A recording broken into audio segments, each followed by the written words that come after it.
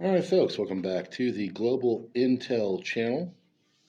I want to talk to you today about the Palisades fire that's going out in Los Angeles and California. And I want to talk to you about how things are going to politically change, potentially, by what has gone on.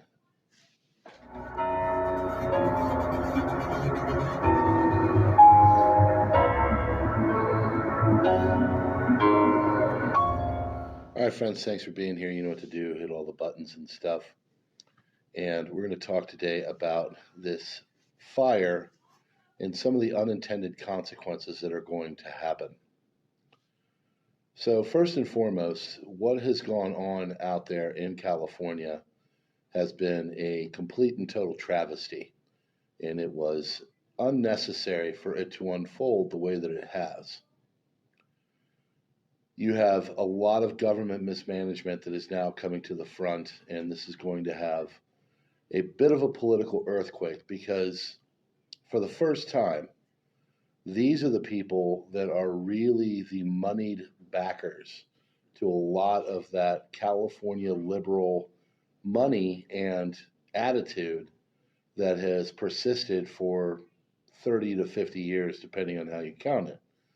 Now, if you know the background, California actually used to be a red state. It was the state of Ronald Reagan, it was the state of Richard Nixon. And over the last 50 years, it has done a complete and total 180, and the politics have gotten much more progressive. The problem with this is the regulation and all of the environmentalism and things that have been done to keep, California in a beautiful state and as a beautiful state. Well, it's now gotten so progressive, it is starting to bite people in the butt.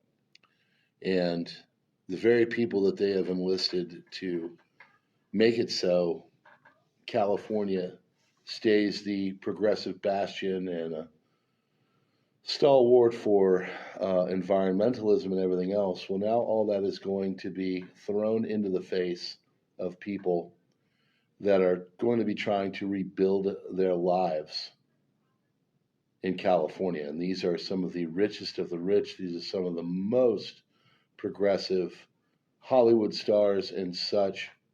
They're going to have to rebuild their homes. People like Paris Hilton, um, James Woods. He's not a liberal, but these are just a regular sampling of all the people that have had their lives destroyed through this fire. So let's go back to why all this happened. Well, a confluence of terrible things, really incredibly strong winds from these Santa Anas, and well, some people are saying that these were set on purpose. They were willfully set by nefarious actors. We don't know all that yet, but the fires have been going for quite some time. The winds at 80 miles an hour in some cases or worse.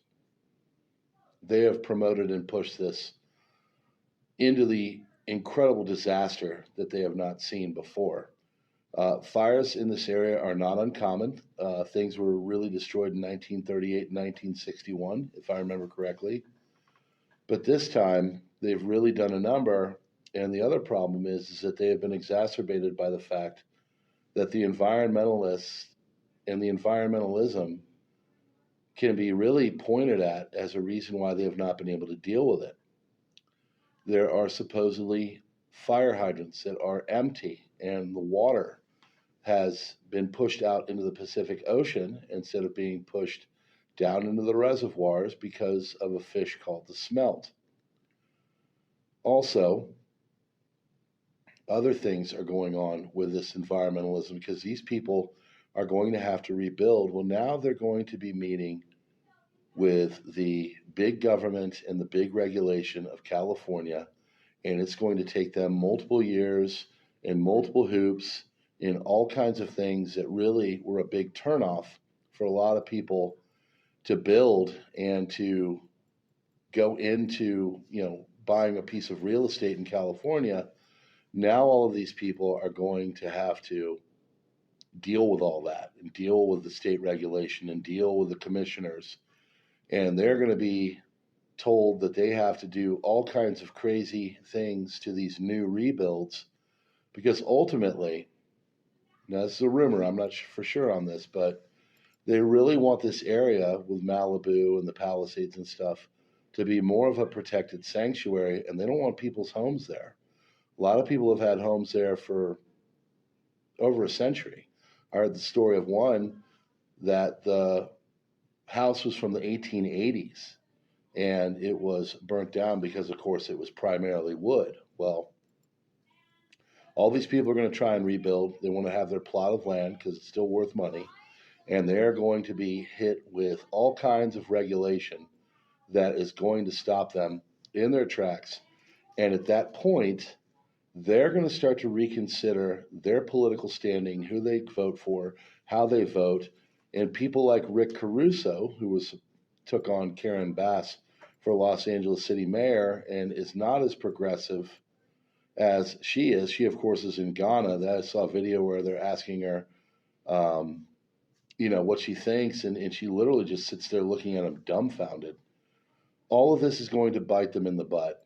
And this overregulation, this over progressive thinking, this over environmentalism is now going to hinder the very people that are filling the coffers of the leftist politics, and it is going to make it so they're a major turnoff, and they're going to go back, and the pendulum is going to swing back towards the center and back towards the right because it's gone too far to the progressive side.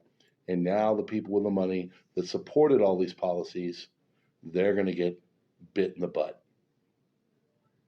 So, all right, friends, I just want to come here and do a quick one for you. I know I don't get here a lot, I'm trying to do one a week, but I appreciate you being here. I'll be telling people about this, of course, on the CR and the PN, but I appreciate you. You know what to do. Do all the engagement things. Please tell people I'm trying to get up to 1,000 subscribers here. At that point, I might lift the veil, but we'll see. Because at that point, things change in the way they do things on the platform here. But if you hit that like button, do the subscribe thing and all that, that'd be great. And we would love to see you on the next one. And I'm trying to formulate a way in 2025 to get here 2 or 3 times a week, and I think I've got a plan. All right, friends, thanks so much. Global Intel Channel out.